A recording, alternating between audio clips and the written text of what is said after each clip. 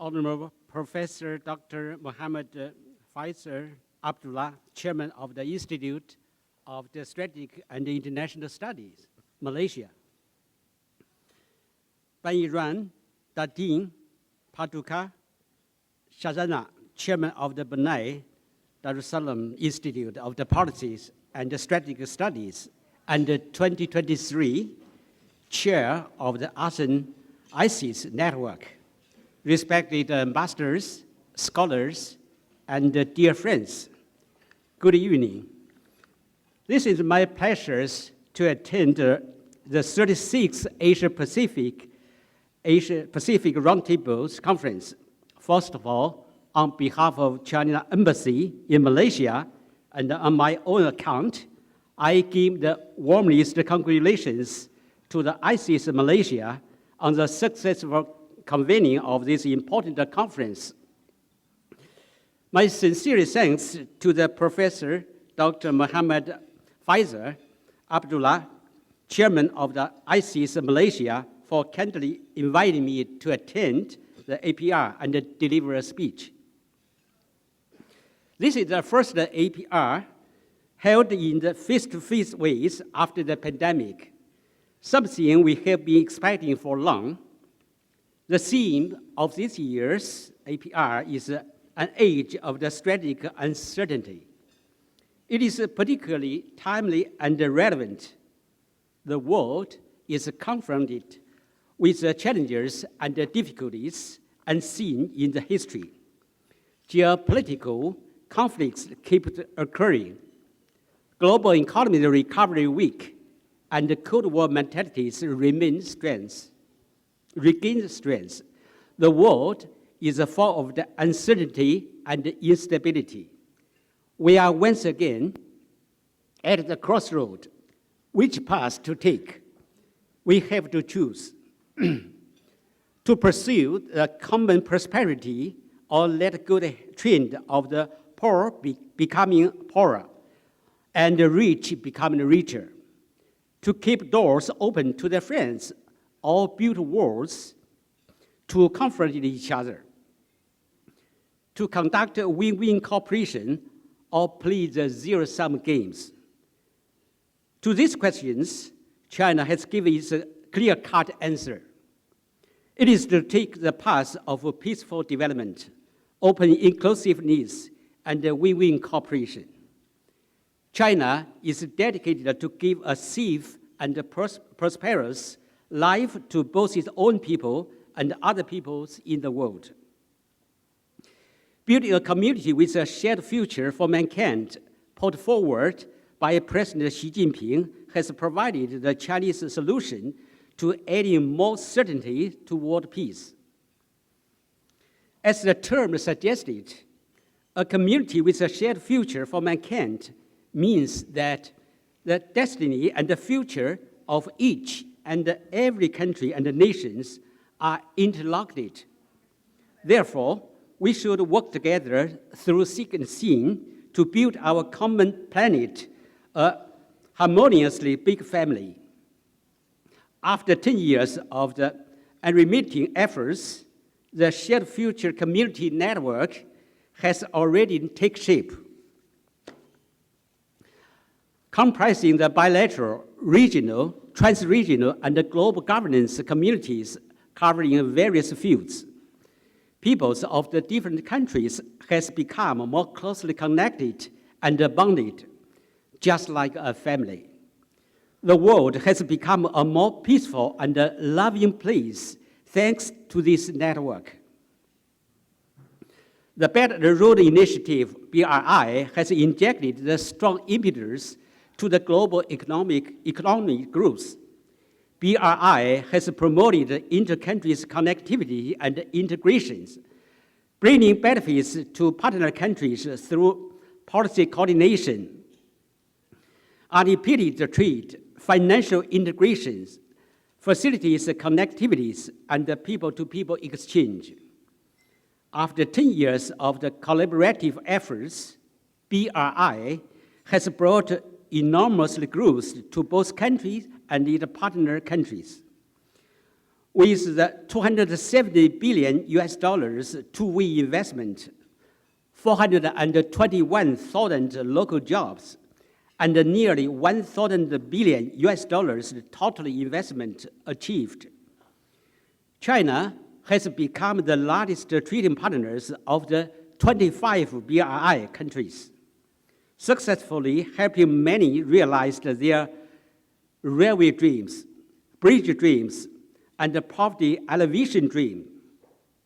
Take the Malaysia East Coast Rail Link, ECRL, for example. By mid-July, ECRL has achieved 50.1% of its overall image completion, bringing over 6,000 jobs to the local people and the business opportunities to more than 3,000 enterprises of Malaysia. In estimation, completion of the ECRL will help to contribute 2.7% of the Malaysia's total GDP growth. The Global Development Initiative, GDI, is key to resolving global economic stagnation. GDI advocates the development priority, people focus, inclusiveness, innovation-driven, harmoniously coexistence with nature, and action orientation. It has helped to accelerate the realization of the UN 2030 Agenda for Sustainable Development. By June 2023, GDI has won support from more than 100 countries and international organizations, with nearly 30 countries joining the UN-based GDI group of friends. Over the last 10 years, China has made a more than 30% average contribution to global economic growth. Just recently, the World Bank and many other international organizations has raised their expectations for China economic growth. If the 5% growth target can be achieved, China will contribute 1/3 to this year's global economic growth and continue to be the most powerful engine for the global economy. The Global Security Initiative has provided the safety values toward peace and stability. GSI advocates a new security path which takes dialogue over confrontation, partnership over alliance, and win-win cooperation over zero-sum rival. It has won support and appreciations from over 30 countries and regional organizations, and has been written into more than 30 bilateral or multilateral documents. China plays an active role in helping to resolve the conflicts and the confrontation. With its efforts and mediation, Saudi Arabia and Iran has achieved the historic rapprochement, and China's positions on the political settlement of the Ukraine crisis has provided a systematic and flexible ways out for all the concerned parties. Now, we are happy to see that more and more countries has turned the negotiations and the dialogues in the resolving differences and misunderstanding. The Global Civilization Initiative has pointed out the right directions for discussing global trust deficit. There are more than 200 countries and regions in the world which comprise over 2,500 ethnic groups who believe in the various religions. Different civilizations are valuable assets to cherish and learn from, not the cause of the distrust and animosity. Trust comes from the understanding, and alienation breeds the animosities. GCI advocates cultural exchange over the cultural estrangement, mutual learning over the mutual despise, and coexistence over the confrontation. We advocate the respect for the different social system and the development paths, learning from one another and moving forward together in diversity. Dear friends, the world is full of uncertainty. Uncertainty poses the challenges and the difficulties. Yet it also breeds opportunities and possibilities. How to change the crises into opportunities and the certainties into the possibilities? This is a big question. I would like to give my humble opinions as follows. The first, we must safeguard the existing international orders to add more certainty toward peace. Nothing can be achieved without peace. This is a costly lesson we have learned from the history. The purpose and the principles of the UN Charter are the important cornerstone for a stable international order, which has provided a solid framework for the modernizations of all the countries. Therefore, China firmly upholds the international system with the UN at its core, the international order underpinned by the international law, and the basic forum of the international relations based on the purpose and the principles of the UN Charter. China firmly opposed all the hegemonic, high-handed, and bullying acts, rejecting all the practice of the exceptionalism and the double standards. Second, we should strengthen interconnectivities and the pursuit for the common prosperity. Development is the ultimate solution for all the major global problems. We should ensure the priorities given to the development, be cautious not to be misled by the geopolitical calculation or short-term gains. This is also what His Excellency Prime Minister Anwar has advocated in the Malaysia Madani, which is based on the 6 core values of the sustainability, prosperity, innovation, respect, trust, and compassion.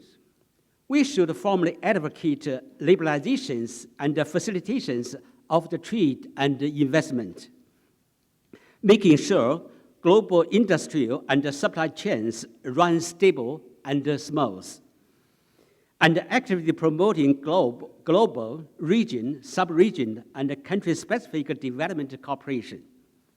We should also ensure the sound function of a regional industry system with complementary advantages. Third, we should carry out more cultural exchange to enhance the mutual understanding and the trust, especially among the young people.